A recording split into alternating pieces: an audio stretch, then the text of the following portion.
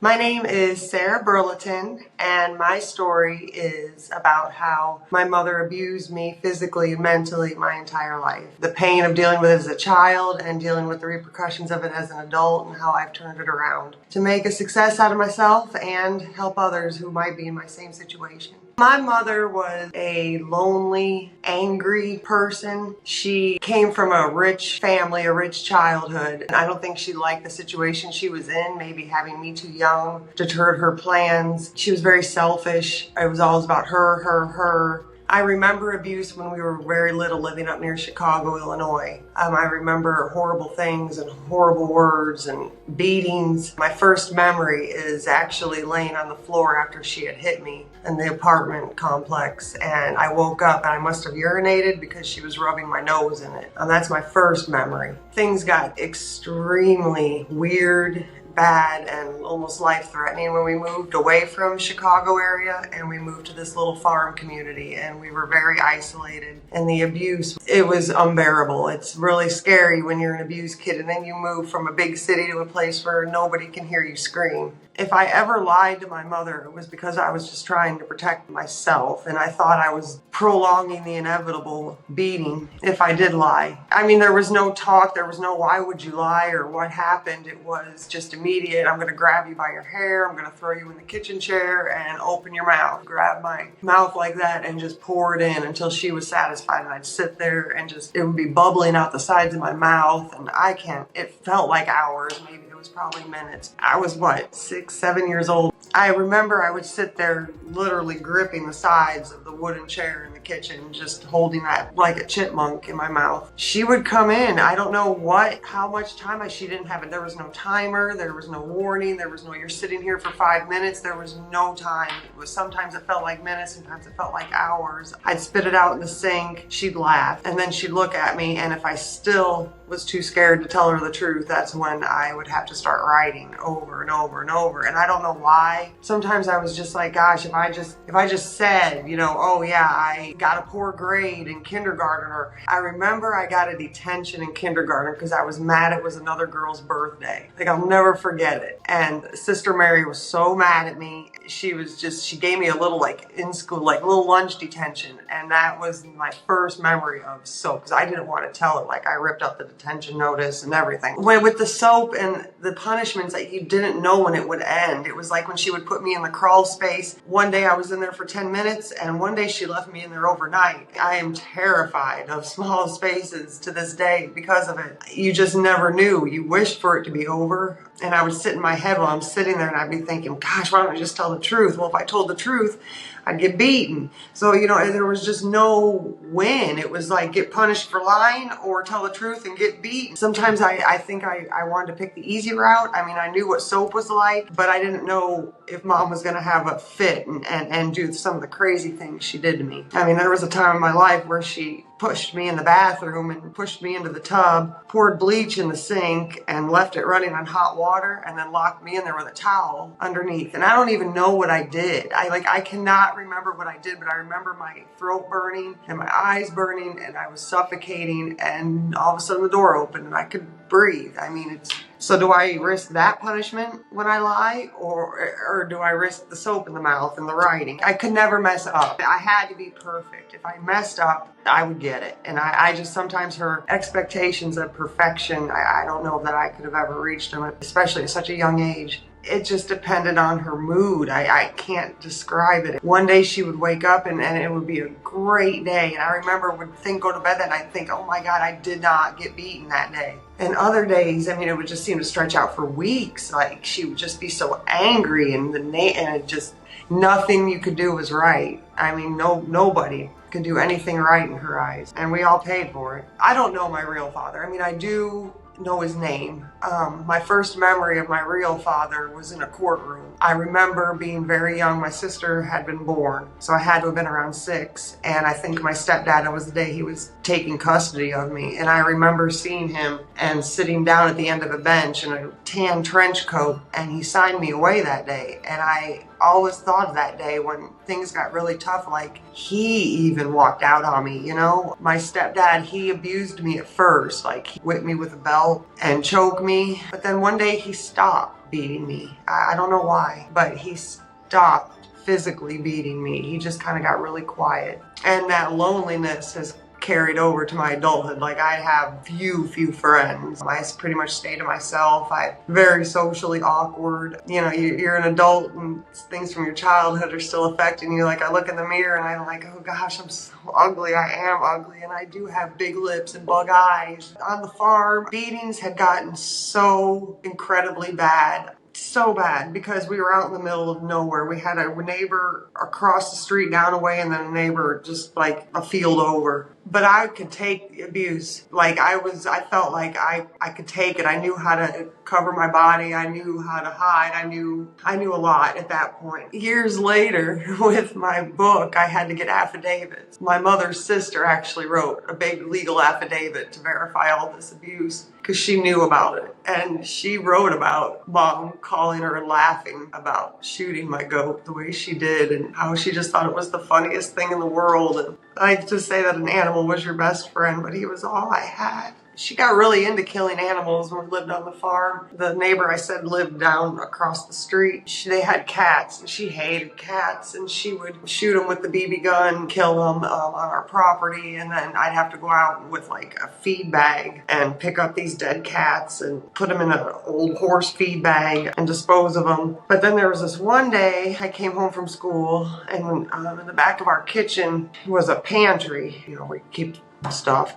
It had a blue door on it that you would keep shut, and I came home and Mom was sitting in front of the pantry in a chair like the ones I would sit in when she had soap in my mouth, and she was just sitting there staring at the door, and she had a BB gun in her hand. And I went and opened the door, and she had strung one of the cats up by a belt to the light, and it was like hanging. It was dead, but that smell never left that pantry. It was awful. I remember her getting up and cooking dinner. It was just like she would do these crazy things and just get up and cook. But she would make friends. Like, she would be part of these women's groups in this little town, and she would be part of like these co-ops and do things for the 4-H show and volunteer. But she would have a friend for like a day or two, it seemed like, and then all of a sudden, poof, like gone. Mom was very keen on choking. She liked to choke me almost to the point to where I would pass out. You know, and something I think is important to acknowledge is that during the months of August to May,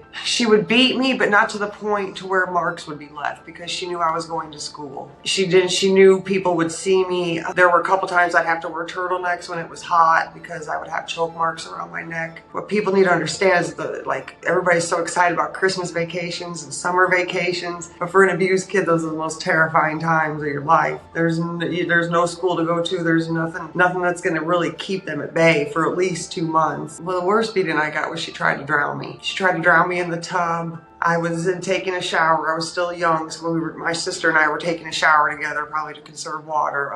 She opened up the shower curtain, and she said that I was hogging the water and that my sister wasn't getting wet enough. She still had soap in her hair. She backhanded me, and I slipped out, and I cracked the back of my head on the faucet. I hit the stopper on the tub when I did that, and it started filling up. She got my sister out of there, and she came back in and just flipped me over. And that's the worst beating I can remember. I remember thrashing. I remember having my eyes open. I didn't see her because she was over. You know, I was down. She was holding me down, and then she just lets me up.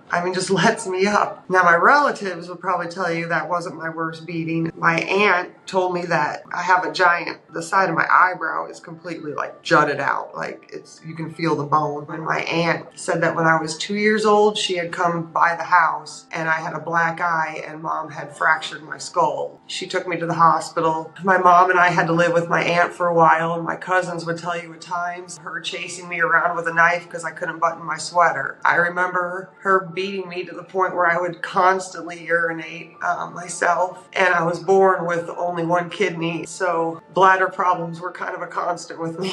It was just all the degrading things, especially if I would urinate myself and she would rub my nose in it. I was young, and I had found her makeup bag. I had watched Mary Poppins, and I loved Julie Andrews' bright red lipstick, and so Mom had red lipstick, and I put it on my face. She caught me, got furious. She knocked me down. She had the bleach under the bathroom cabinet in the vanity. I just laid there. I didn't know what she was doing with bleach. I didn't know she was going to pour it on me. I didn't know what she was going to do. She put the stopper down in the sink, turned the water on hot, and started to put bleach in it, and turned it on and started to fill it up. She walked out. I don't know if the door locked from the outside or she was holding it shut, and she took a bath towel with her as she left, and she put it, I must have been on the outside, because I don't know if she didn't, I don't know. She was on the outside. I could see the shadow of it. She rolled it up and put it there and then like held the door. And it wasn't long. I mean, the smell of it just started to gag me. My eyes burned, my throat burned. I leaned over the toilet, and then I heard my stepdad go, "What the hell are you doing? What the hell are you doing?" And then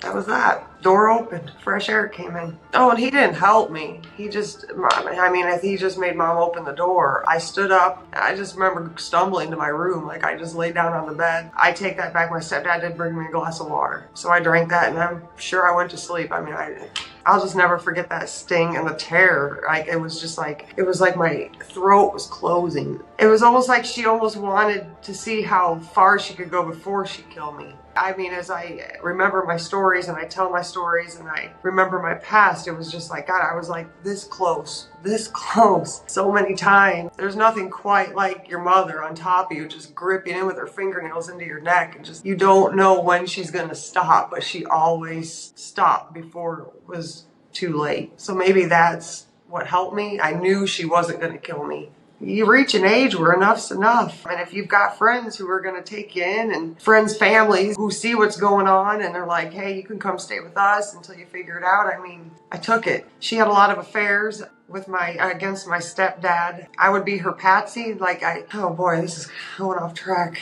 She started having affairs on the farm. There was a guy that come over. His name was Uncle Bill. That's what we called him, me and my sister, because he'd be there when we got off the bus, but he'd leave before my stepdad got home. And if we ever said anything, boy, she would make sure to beat it into my head, especially that if I ever said a word, that'd be it. She continued the affairs. When we moved to the other little town, she'd meet guys. I'd have to go sit in the car while she would go, and there'd be a car dealership guy or a construction guy that she thought was just gorgeous. And she'd tell my stepdad, "Oh, Sarah and I are going here, but in reality, I'm going to go sit in the car while you're in an apartment doing God knows what. And I have to wait. And then these guys would come out and try to be all nice to me, like, oh, like they were my uncle or something. And it was just so gross. She really pissed me off when I was 15. I don't remember what she did, but she pissed me off, and I looked at her right in the eyes, and I told her, I was like, I said, I can tell my stepdad. I can tell him anytime I want. I can tell him anything. And the look on her face, it was the first time I saw fear. She threw me on the bed, and she beat the ever-loving hell out of me. My stepdad came in and broke her off me, got her out of the room, and he said, "What's wrong? What's wrong?" And she said, "Oh, that little bitch.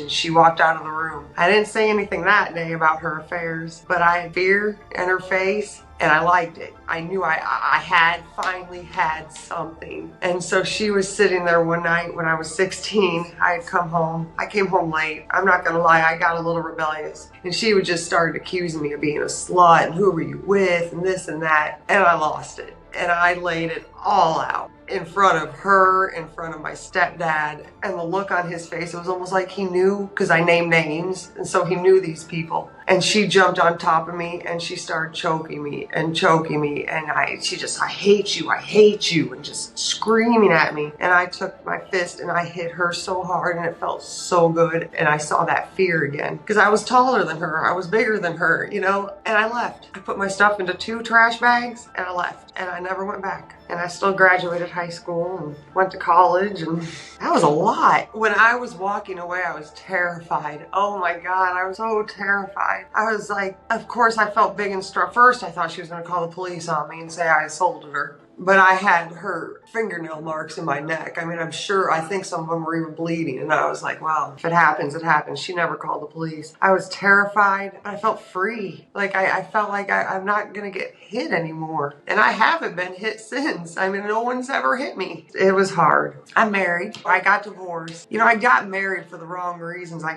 met my first husband when I was 17, and he was older. I was in a new town, and I think I wanted the family. It stinks. It takes long to realize that's what you got married for. But I'm remarried now. Been with this we're on 12 years. I have 2 boys, a stepson. My oldest is 17 and my youngest is 12. They are the loves of my life. I love them so much. They were my proof that the cycle could be broken. Like, I was so scared to have Evan, my first one, because I thought, well, what if mom was normal and like you have a baby and it makes you abusive? But I held him after I had him and I said, I promised him I would never. I couldn't imagine. I'm a little lax on discipline, but they're great kids. I love them so much. When I was a little girl, I always dreamt of living in a brick house with white pillars, and I live in a brick house with white pillars on my porch. I have 2 Great Danes that I love to death. We live in the country, a little at dead end road. I work from home. I write my book. Once in a while, I do those. I score for we don't even talk about that.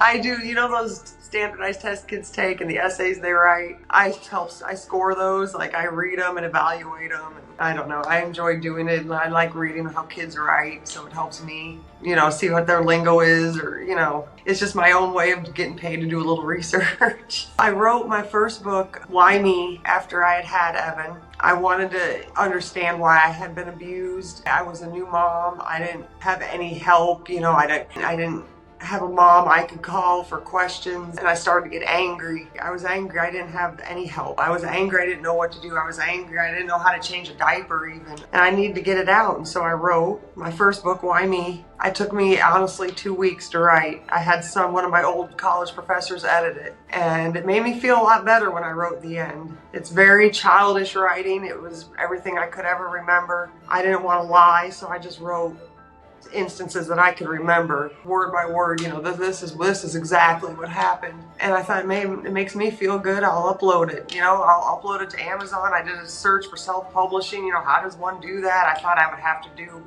all my own work, but no, it was so easy, and I just left it alone. And I'm not kidding. I literally opened up my computer one day and it had blown up. I didn't even know I was on the New York Times till I Googled my name. Like, it's not like they send you a letter. I thought I'd get a letter or a phone call. I never marketed it. I never advertised it. It was all word of mouth. And then it took off on Barnes and Noble. I don't know. And then I started speaking to groups of kids, which has been fantastic. I speak to kids who are in the system. I speak to DCFS workers to help them recognize signs of abuse. I've spoken to cops, teachers. I went back to my old high school and did a big presentation in front of the whole student body and old teachers who knew me when I had been abused. People who've been in abusive situations. It's important to have empathy for others. Me and other people I've met in my situation, I'm guilty of it as a mother. Like, I don't understand why my son's crying over something that I perceive so silly when I got beaten so hard and I didn't shed a tear. Empathy is something that you definitely need to learn and realize that, thank God, not everybody had the same situation as you.